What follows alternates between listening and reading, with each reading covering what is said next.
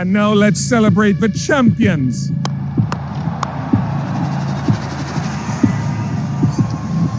In the air, Srishant takes it. India win. Dhoni finishes off in style. A magnificent strike into the crowd. India lift the World Cup. Wide. Miller gets it. And he gets plenty of it, does he? No! What a catch! Oh my God! ಇಂದು Bharat cricket ಜಗತ್ತಿನ ರಾಜನಂತೆ ಮೆರೆಯುತ್ತಿದೆ. BCCI ಕೇವಲ ಒಂದು cricket ಸಂಸ್ಥೆಯಾಗಿ ಉಳಿದಿಲ್ಲ, ಅದು ಇಡೀ ವಿಶ್ವದಲ್ಲಿ ಅತ್ಯಂತ ಬಲಿಷ್ಠ ಮತ್ತು ಶ್ರೀಮಂತ ಸಂಸ್ಥೆಯಾಗಿ ಬೆಳೆದು ನಿಂತಿದೆ. 12-year drought ended for the men in blue. ये चैंपियन की टीम है.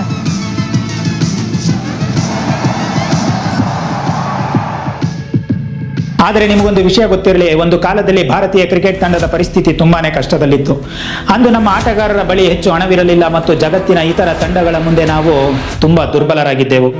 ಎಷ್ಟು ಶೋಚನೀಯ ಸ್ಥಿತಿ ಇತ್ತೆಂದರೆ ಯಾವುದೇ ಕಾರಣವಿಲ್ಲದಿದ್ದರೂ ವಿದೇಶಿ ತಂಡಗಳು ನಮ್ಮ ಆಟಗಾರರನ್ನು ಅವಮಾನಿಸುತ್ತಿದ್ದವು. ಇಂಗ್ಲೆಂಡ್ ಆಟಗಾರರು ಅದ್ದೂರಿ ವಿಮಾನಗಳಲ್ಲಿ ರಾಜರಂತೆ ಓಡಾಡುತ್ತಿದ್ದರೆ ನಮ್ಮ ಭಾರತೀಯ ಕ್ರಿಕೆಟಿಗರು ಮಾತ್ರ ಸರಕು ಸಾಗಿಸುವ ಹಡಗುಗಳಲ್ಲಿ ಪ್ರಯಾಣಿಸಬೇಕಾದ ಅನಿವಾರ್ಯತೆ ಇತ್ತು. ಅಷ್ಟೇ ಅಲ್ಲ, ಒಂದು ಕಾಲದಲ್ಲಿ ಇಂಗ್ಲೆಂಡ್ ಪ್ರವಾಸಕ್ಕೆ ಹೋದಾಗ ಭಾರತೀಯ ಆಟಗಾರರಿಗೆ ದಿನಕ್ಕೆ ಸಿಗುತ್ತಿದ್ದ ಭತ್ಯೆ ಕೇವಲ 13 ರೂಪಾಯಿ ಮಾತ್ರ. ಈ ಅಲ್ಪ ಮೊತ್ತದಲ್ಲೇ ಅವರು ತಮ್ಮ ಊಟ, ತಿಂಡಿ, ಬಟ್ಟೆ ಒಗೆಯುವ ಖರ್ಚು ಮತ್ತು ಓಡಾಟದ ಹಣವನ್ನೆಲ್ಲ ಹೊಂದಿಸಿಕೊಳ್ಳಬೇಕಿತ್ತು. ಇಂಗ್ಲೆಂಡ್ನವರು 5 ಸ್ಟಾರ್ ಹೋಟೆಲ್ಗಳಲ್ಲಿ ಭರ್ಜರಿ ಊಟ ಮಾಡುತ್ತಿದ್ದರೆ ನಮ್ಮ ಆಟಗಾರರು ಮಾತ್ರ ಒಂದು ಹೊತ್ತಿನ ಊಟಕ್ಕೂ ಪರದಾಡುವಂತಹ ಕಡು ಬಡತನದ ಸ್ಥಿತಿ ಭಾರತೀಯ ಕ್ರಿಕೆಟ್ನಲ್ಲಿತ್ತು. ಆದರೆ ಅಂತಹ ಕಷ್ಟದ ದಿನಗಳ ನಂತರ ಒಂದು ದೊಡ್ಡ ಪವಾಡವೇ ನಡೆಯಿತು. ಅದು ಇಡೀ ಕ್ರಿಕೆಟ್ ಲೋಕದ ಇತಿಹಾಸವನ್ನೇ ಶಾಶ್ವತವಾಗಿ ಬದಲಿಸಿಬಿಟ್ಟಿತು. ಭಾರತವನ್ನು ವಿಶ್ವ ಕ್ರಿಕೆಟ್ನ ಅಧಿಪತಿಯನ್ನಾಗಿ ಮಾಡಿದ ಆ ಘಟನೆ ಭಾರತೀಯ ಕ್ರೀಡಾ ಇತಿಹಾಸದಲ್ಲೇ ಒಂದು ಸುವರ್ಣ ಯುಗಕ್ಕೆ ನಾಂದಿ ಹಾಡಿತು.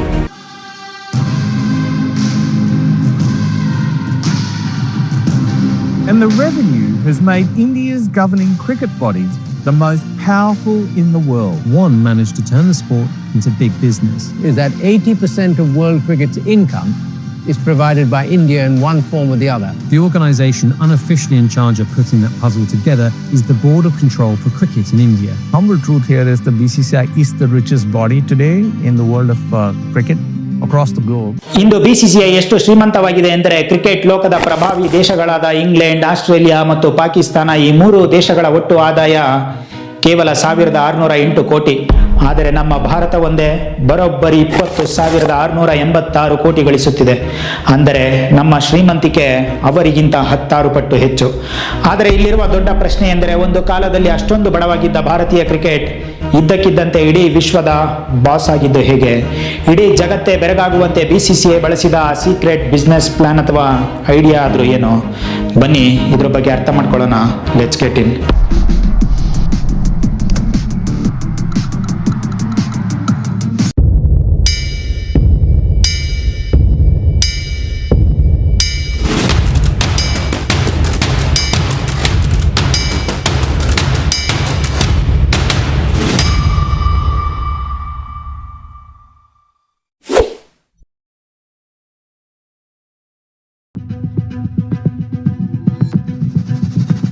ಈ ರೋಚಕ ಕಥೆ ಶುರುವಾಗೋದು ಸರಿಯಾಗಿ 1952ರಲ್ಲಿ. ನಮಗೆ ಸ್ವಾತಂತ್ರ್ಯ ಸಿಕ್ಕಿ ಕೆಲವೇ ವರ್ಷಗಳಾಗಿದ್ದವು. ಆಗ ನಮ್ಮ ಭಾರತೀಯ ಕ್ರಿಕೆಟ್ ತಂಡವು ಸುಮಾರು 200 ವರ್ಷಗಳ ಕಾಲ ನಮ್ಮನ್ನು ಗುಲಾಮರನ್ನಾಗಿ ಮಾಡಿಕೊಂಡಿದ್ದ ಅದೇ ಇಂಗ್ಲೆಂಡ್ ದೇಶಕ್ಕೆ ಹೋಗಿ ಅವರ ವಿರುದ್ಧವೇ ಸೆಣಸಾಡಲು ಸಿದ್ಧವಾಯಿತು. ಅಂದು ನಮ್ಮ ಆಟಗಾರರ ಎದೆಯಲ್ಲಿ ಕೇವಲ ಆಟದ ಹಸಿವಷ್ಟೇ ಇರಲಿಲ್ಲ, ನಮ್ಮನ್ನು ಆಳಿದವರ ಎದುರು ಗೆದ್ದು ತೋರಿಸಬೇಕೆಂಬ ಛಲವೂ ಇತ್ತು. The first time in the history of British cricket, All India is meeting England in a test match at Lord's. Hemar Singh has scored his 50. India are all out with a total of 187. England win by 158 runs. ಅಂದಿನ ಪರಿಸ್ಥಿತಿ ಎಷ್ಟು ದಯನೀಯವಾಗಿತ್ತೆಂದರೆ, ನಮ್ಮ ಆಟಗಾರರು ಕೇವಲ ಒಂದಷ್ಟು ಹಣ ಉಳಿಸುವ ಸಲುವಾಗಿ ಹೊಟ್ಟೆಗಿಲ್ಲದಿದ್ದರೂ ಮೈದಾನದಲ್ಲಿ ಇಳಿದು ಇಂಗ್ಲೆಂಡ್ನ ಘಾತಕ ಬೌಲರ್ಗಳನ್ನು ಎದುರಿಸುತ್ತಿದ್ದರು.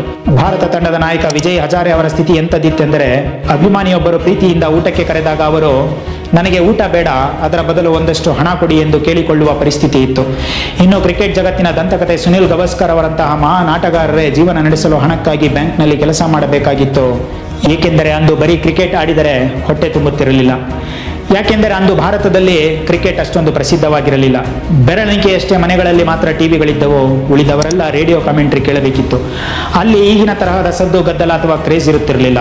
ಸರಳವಾಗಿ ಹೇಳಬೇಕೆಂದರೆ ಜನ ನೋಡದಿದ್ದರೆ ಹಣವೂ ಬರುವುದಿಲ್ಲ ಎಂಬ ಸ್ಥಿತಿ ಇತ್ತು. ಆದರೆ 1983ರಲ್ಲಿ ಒಂದು ಅಚ್ಚರಿ ನಡೆಯಿತು. ಅಂದು ಅಜೇಯ ತಂಡವಾಗಿದ್ದ ವೆಸ್ಟ್ ಇಂಡೀಸ್ ಅನ್ನು ಸೋಲಿಸಿದ ಭಾರತ ಮೊದಲ ಬಾರಿಗೆ ವಿಶ್ವ ಚಾಂಪಿಯನ್ ಪಟ್ಟಕ್ಕೇರಿತು. ಅಂದು ಮೈದಾನದಲ್ಲಿ ಸಿಡಿದ ಆ ವಿಜಯದ ಪಟಾಕಿ ಭಾರತದ ಮನೆಗೂ ತಲುಪಿತು. India can do it. Skipper Kapil Dev and the Indian cricket team proved it by claiming the Prudential World Cup staged in England against odds of 50-1. In New Delhi, Prime Minister Indira Gandhi shares the joy of victory by hosting a reception. ಅಲ್ಲಿಂದಲೇ ಶುರುವಾಗಿದ್ದು ನೋಡಿ, ಭಾರತದ ಪ್ರತಿಯೊಂದು ಮಗುವು bat ಹಿಡಿದು cricket ಅಭಿಮಾನಿಯಾಗಿ ಬದಲಾಯಿತು.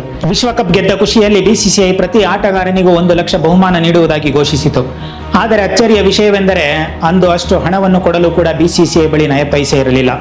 ಆಗ ಗಾನಕೋಗಿಲೆ ಲತಾ ಮಂಗೇಶ್ಕರ್ ಅವರು ಉಚಿತವಾಗಿ ಸಂಗೀತ ಕಾರ್ಯಕ್ರಮ ನಡೆಸಿಕೊಟ್ಟು ಆ ಮೂಲಕ ಹಣ ಸಂಗ್ರಹಿಸಿ ಆಟಗಾರರಿಗೆ ಬಹುಮಾನ ಕೊಡಿಸಿದರು. ಅಷ್ಟೇ ಅಲ್ಲ, 1987ರ ವಿಶ್ವಕಪ್ ಆಯೋಜಿಸಲು ನಮಗೆ ಒಬ್ಬರು ಪ್ರಾಯೋಜಕರು ಕೂಡ ಸಿಗಲಿಲ್ಲ.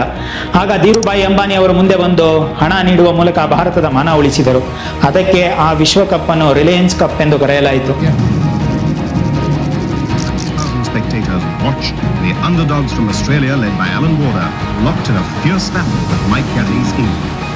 This was the finale to a month-long series of incredible one-day matches. ನಂಬುತ್ತೀರೋ ಇಲ್ಲವೋ, 1993ರವರೆಗೆ ನಮ್ಮ ಕ್ರಿಕೆಟ್ ಮಂಡಳಿ ಬರೋಬ್ಬರಿ 80 ಲಕ್ಷ ನಷ್ಟದಲ್ಲಿತ್ತು.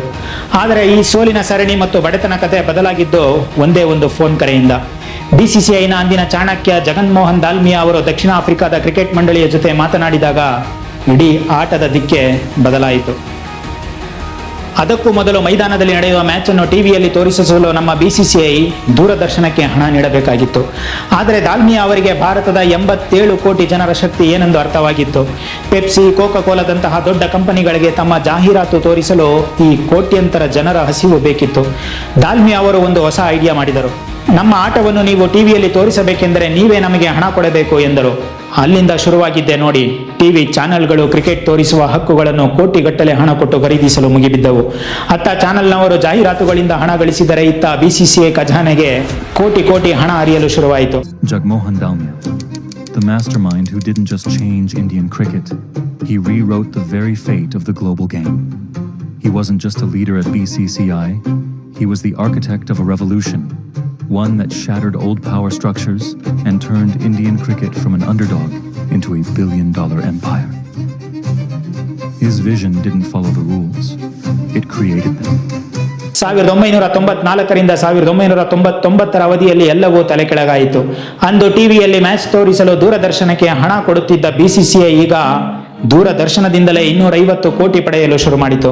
ಅಂದರೆ ಕ್ರಿಕೆಟ್ ತೋರಿಸುವ ಹಕ್ಕುಗಳನ್ನು ಅಷ್ಟೊಂದು ದೊಡ್ಡ ಮಟ್ಟಕ್ಕೆ ಮಾರಾಟ ಮಾಡಲಾಯಿತು. ಕೇವಲ ಕ್ರಿಕೆಟ್ ಮಂಡಳಿ ಮಾತ್ರವಲ್ಲ, ಆಟಗಾರರ ಅದೃಷ್ಟವೂ ಬದಲಾಯಿತು. ಸಚಿನ್ ತೆಂಡೂಲ್ಕರ್, ರಾಹುಲ್ ದ್ರಾವಿಡ್ ಮತ್ತು ನಂತರ ಬಂದ ಧೋನಿ ಅವರಂತಹ ಆಟಗಾರರು ಟಿವಿ ಜಾಹೀರಾತುಗಳಲ್ಲೂ ಮಿಂಚಲು ಶುರು ಮಾಡಿದರು. ಪೆಪ್ಸಿ, ಬೂಸ್ಟ್ನಂತಹ ದೊಡ್ಡ ಕಂಪನಿಗಳ ಜೊತೆ ಕೋಟ್ಯಂತರ ರೂಪಾಯಿಗಳ ಒಪ್ಪಂದ ಮಾಡಿಕೊಂಡರು. ಅಲ್ಲಿಂದ ಆಟಗಾರರು ಕೇವಲ ಕ್ರಿಕೆಟಿಗರಾಗಿ ಉಳಿಯದೆ ದೇಶದ ದೊಡ್ಡ ಸೆಲೆಬ್ರಿಟಿಗಳಾಗಿ ಬೆಳೆದರು.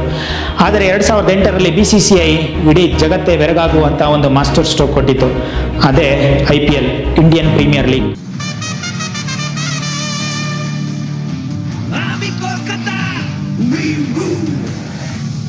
A total disruption in 2008 to change the course of cricket. Chennai Super Kings ka whistle blow. He's got to set somebody on the stand for that one. And that disruptor came in the form of the Indian Premier League. There goes Dhoni. आ गया मनोरंजन का बाप, DLF Indian premier league. IPL ಭಾರತೀಯ ಕ್ರಿಕೆಟ್ಗೆ ಕೇವಲ ಹಣ ಮಾತ್ರ ತರಲಿಲ್ಲ, ಬದಲಿಗೆ ಭಾರತವನ್ನು ವಿಶ್ವದ ಕ್ರಿಕೆಟ್ ಸಾಮ್ರಾಟನನ್ನಾಗಿ ಮಾಡಿತು. ಇಂದು IPLನ ಬ್ರ್ಯಾಂಡ್ ಬೆಲೆ ಬರೋಬ್ಬರಿ 90,000 ಕೋಟಿ. ಈ IPLನ ಶಕ್ತಿಯಿಂದಲೇ ಇಡೀ ಕ್ರಿಕೆಟ್ ಮಂಡಳಿ ICC ಗಳಿಸುವ ಹಣದಲ್ಲಿ 80% ಪಾಲು ನಮ್ಮ ಭಾರತದಿಂದಲೇ ಹೋಗುತ್ತಿದೆ. ಅಂದರೆ ಭಾರತವಿಲ್ಲದೆ ಕ್ರಿಕೆಟ್ ಜಗತ್ತಿಗೆ ಅಸ್ತಿತ್ವವೇ ಇಲ್ಲ ಎನ್ನುವ ಸ್ಥಿತಿ ನಿರ್ಮಾಣವಾಗಿದೆ. IPL ನಡೆಯುವ ಆ 2 ತಿಂಗಳು ಇಡೀ ವಿಶ್ವದ ಕ್ರಿಕೆಟ್ ಸ್ತಬ್ಧವಾಗುತ್ತದೆ. ಎಲ್ಲ ದೇಶಗಳು ತಮ್ಮ ಪಂದ್ಯಗಳನ್ನು ನಿಲ್ಲಿಸಿ IPLಗೆ ದಾರಿ ಮಾಡಿಕೊಡುತ್ತವೆ. ಈ ಹಿಂದೆ ಕ್ರಿಕೆಟ್ನ ಬಾಸ್ ಅಂದರೆ ಲಂಡನ್ ಲಾರ್ಡ್ಸ್ ಮೈದಾನ ಎನ್ನಲಾಗುತ್ತಿತ್ತು. ಆದರೆ ಇಂದು ಕ್ರಿಕೆಟ್ನ ಅಸಲಿ ಬಾಸ್ ಮುಂಬೈನಲ್ಲಿರುವ BCCI ಕಚೇರಿ ಎಂದು ಜಗತ್ತಿಗೆ ಸಾಬೀತಾಗಿದೆ. ಇಂದು IPLನಲ್ಲಿ ಒಬ್ಬ ಭಾರತೀಯ ಆಟಗಾರ ಪಡೆಯುವ ಸಂಭಾವನೆ ಇಂಗ್ಲೆಂಡ್ ಮತ್ತು ಆಸ್ಟ್ರೇಲಿಯಾ ತಂಡದ ನಾಯಕನ ಇಡೀ ವರ್ಷದ ಸಂಬಳಕ್ಕಿಂತಲೂ ಹೆಚ್ಚಿದೆ. ಉದಾಹರಣೆಗೆ ರಿಷಬ್ ಪಂತ್ ಅವರ ಸಂಬಳವೇ 27 ಕೋಟಿ ದಾಟಿದೆ. ಅದಕ್ಕೆ ಇಂದು ಮಿಚೆಲ್ ಸ್ಟಾರ್ಕ್ ಇರಲಿ ಅಥವಾ ಪ್ಯಾಟ್ ಕಮಿನ್ಸ್ ಅಂತಹ ವಿದೇಶಿ ದಿಗ್ಗಜರು ಕೂಡ BCCIಗೆ ಅತೀವ ಗೌರವ ನೀಡುತ್ತಾರೆ. ಇಂದು BCCI ಖಜಾನೆಯಲ್ಲಿ 20,000 ಕೋಟಿ ಅಧಿಕ ನಗದು ಹಣವಿದೆ. ಅದಕ್ಕೆ ಭಾರತ ಇಂದು ವಿಶ್ವ ಕ್ರಿಕೆಟ್ನ ಅಧಿಪತಿಯಾಗಿದೆ. ಅಲುಗಾಡದ ರಾಜನಂತೆ ಮೆರೆಯುತ್ತಿದೆ. ಹಸಿದ ಹೊಟ್ಟೆಯಲ್ಲಿ ಮೈದಾನಕ್ಕಿಳಿದಿದ್ದ ಕಾಲದಿಂದ ಹಿಡಿದು ಇಡೀ ವಿಶ್ವದ ಕ್ರಿಕೆಟ್ ಅನ್ನು ನಿಯಂತ್ರಿಸುವವರೆಗಿನ ಭಾರತೀಯ ಕ್ರಿಕೆಟ್ನ ಈ ಪಯಣ ನಿಜಕ್ಕೂ ಒಂದು ರೋಚಕ ಇತಿಹಾಸ. ಈ ವಿಡಿಯೋ ಬಗ್ಗೆ ನಿಮ್ಗೆ ಏನು ಅನ್ಸುತ್ತೆ ಅನ್ನೋದನ್ನ ಕಮೆಂಟ್ನಲ್ಲಿ ತಿಳಿಸಿ. ಹಾಗೆ ಈ ವಿಡಿಯೋ ಇಷ್ಟ ಆದರೆ ಲೈಕ್ ಮಾಡಿ, ಶೇರ್ ಮಾಡಿ ಮತ್ತು ನಮ್ಮ ಚಾನಲ್ಗೆ ಸಬ್ಸ್ಕ್ರೈಬ್ ಆಗೋದನ್ನು ಮರಿಬೇಡಿ. ನಮಸ್ಕಾರ.